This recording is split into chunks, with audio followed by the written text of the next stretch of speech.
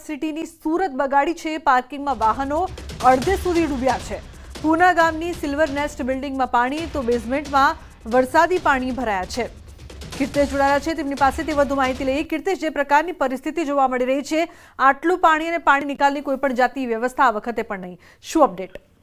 બિલકુલ જે પ્રકારે વરસાદ સુરતમાં વરસ્યો છે, જેને લઈને નીચાણવાળા તમામ વિસ્તારોમાં પાણીનો નિકાલ થતા પાણી પોતાના લેવલ કરતા વધી રહ્યું હતું, ત્યારે પૂના ગામ વિસ્તારની સિલ્વર નેટ બિલ્ડિંગમાં બેઝમેન્ટમાં ગાડીઓ પાર્ક કરવામાં આવી હતી। રોડ લેવલથી આવેલું આ બિલ્ડિંગ છે કે જે રોડ ઉપર પાણીનું લેવલ વધતા જ આ પાણી જે બિલ્ડિંગ છે તેના ગ્રાઉન્ડ ફ્લોર થઈ અને બેઝમેન્ટમાં જવાનું શરૂ થઈ ગયું હતું। જોતામાં ગણતરીની મિનિટોમાં પાણી એટલું હદે વધી ગયું કે અંદરથી ગાડીઓ કાઢવી મુશ્કેલ થઈ હતી અને જે ગાડીઓ બેઝમેન્ટમાં પાર્ક કરી હતી તે તમામ ગાડીઓ પાણીમાં ગરકાવ થઈ ગઈ હતી।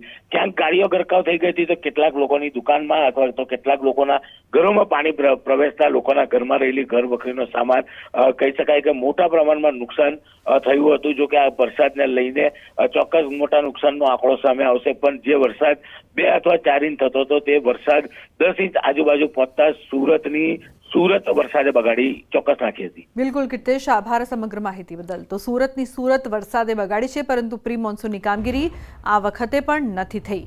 અનરાધાર વરસાદથી સુરત પાણી થયું છે। સરથાણામાં પોલીસ સ્ટેશનમાં પાણી ઘૂસ્યા છે। પોલીસ સ્ટેશનમાં વરસાદી પાણી ભરાયા છે। ચોમાસું આવતા જ આ વિસ્તારમાં પાણીની સમસ્યા ઉદ્ભવે છે। ગત વર્ષે પણ ચોમાસા દરમિયાન 2 વખત પોલીસ સ્ટેશનમાં પાણી ભરાયા હોવાની વિગતો સામે આવી હતી।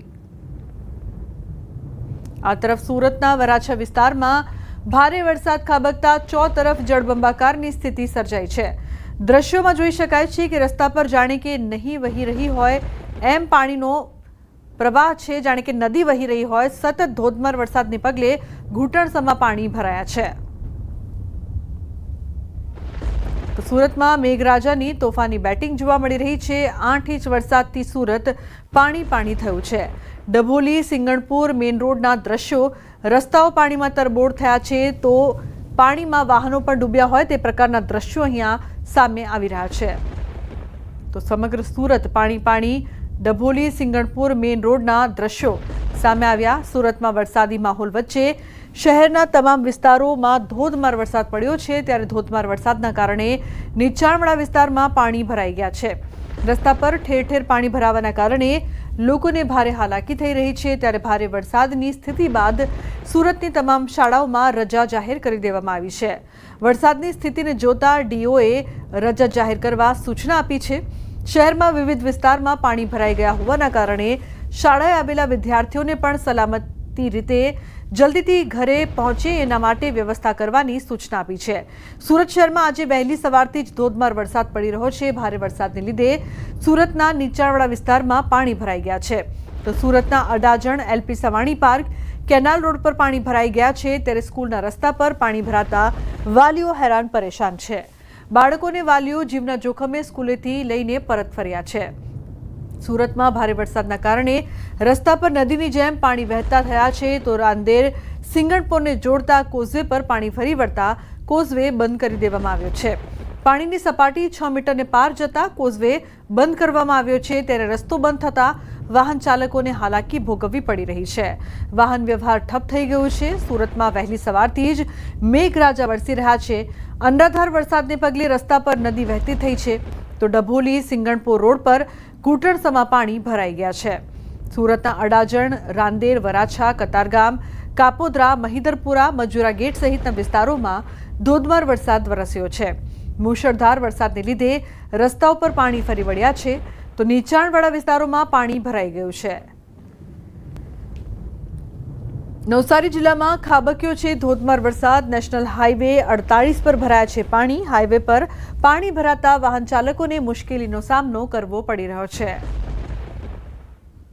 અમને આવવા જવામાં બી બહુ તકલીફ પડે છે। હાઈવે પર રોડ પરથી મોટા ટ્રક આવે તો અમને બી બીક લાગે, બહાર નીકળીએ તો કઈ પાણી અમારા પર પડે છે ને કોઈ નિકાલ કરવામાં આવતો નથી। આણંદ શહેરના Indira Gandhi statue 80 foot road Vidyanagar લાંભવેલમાં 100 ફૂટ રોડ પર વરસાદ વરસતા પાણી ભરાયા હતા। છેલ્લા 4 કલાકમાં 1.5 થી 2 ઇંચ વરસાદ વરસ્યો છે। આણંદ શહેરમાં 80 ફૂટ રોડ, 100 ફૂટ રોડ, આ જે કહેવાય ઇન્દિરા ગાંધી સ્ટેચ્યુ જે છે એનો આખો જે વિસ્તાર છે જ્યાં મુખ્ય માર્ગો પર વરસાદી પાણી ફરી વળ્યા છે. ચોક્કસ કહી શકાય કે અત્યારે સાંજનો સમય છે એટલે લોકો કામ ધંધાથી પરવારીના ઘરે જતા હોય ત્યારે આ એક વરસાદી પાણીમાં વાહન ચાલકોને ખાસ મુશ્કેલી પડી રહી છે. ચોક્કસ ક્યાંય આણંદ નગરપાલિકા જે છે એટલે કે મ્યુનિસિપલ કોર્પોરેશન છે એના પ્રી મોન્સૂન કામગીરી ક્યાંય અહીંયા દેખાતી નથી. માત્ર 2 થી 2.5 ઇંચ વરસાદમાં જ સમગ્ર શહેરના મુખ્ય માર્ગો જળબંબાકાર બન્યા.